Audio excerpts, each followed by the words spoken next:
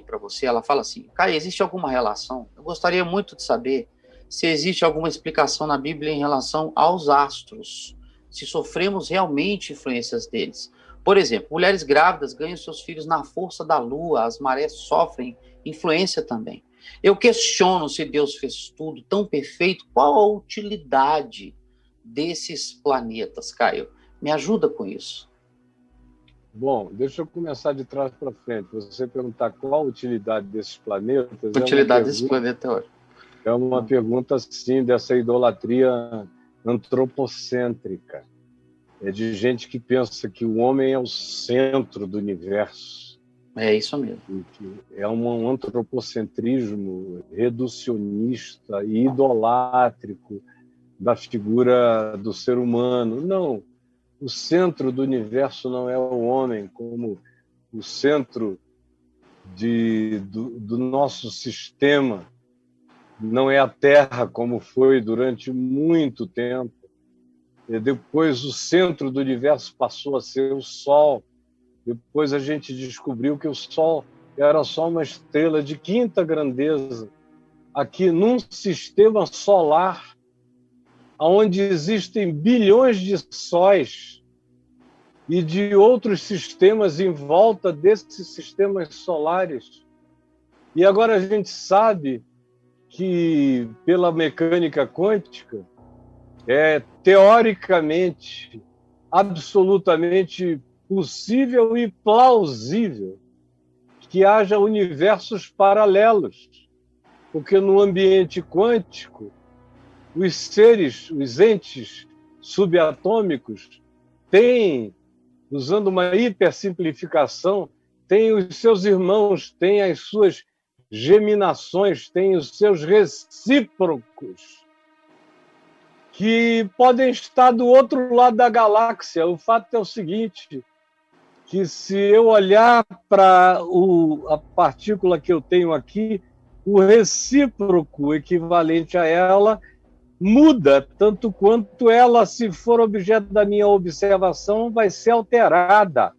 Meu olhar já muda, ou a muda de lugar, ou a muda de movimento, de atitude, muda tudo. Então, a gente não sabe nada. A gente não sabe ainda direito o que é um buraco negro, que já é detectado. Esse comedor de tudo, comedor inclusive de luz. A gente não sabe direito o que é um buraco de minhoca, é um fenômeno detectado no nosso universo verificável, aproximável. A gente não sabe de quase nada. Então, a primeira coisa que você tem que saber é que o homem é só um homem. Tem outros seres. Eu acho que os meus netos vão dar de cara ainda com muitos outros seres universais. E à medida em que a gente for enxergando cada vez mais longe, nós vamos verificar a viabilidade de muitos mundos iguais aos nossos, tanto quanto eu também creio que esses seres que a Bíblia chama de anjos, isso, aquilo, aquilo outro, na mesma designação do anjo, são seres de uma civilização que a gente não consegue nem entender, nem descrever. Eles não são os bonequinhos assim, alados, voando, aqueles querubinzinhos do Vaticano com os pintinhos, com a barriguinha gordinha. Isso aí é a pateticidade, enquanto escultura, até bonita, mas como concepção teológica é ridícula, não é? Então, na Bíblia não há lugar para isso. Na Bíblia você tem lugar para o elemento civilizatório dos outros mundos. Por exemplo, Ezequiel 1 e Ezequiel 10, você vê que esses seres viventes, anjos e criaturas estranhas, algumas são bolas cheias de olho, outras são relâmpagos vivos, outros são só chamas de fogo falante, por qualquer coisa. Outros aparecem com aparência humana, ou quase humana, ou transhumana.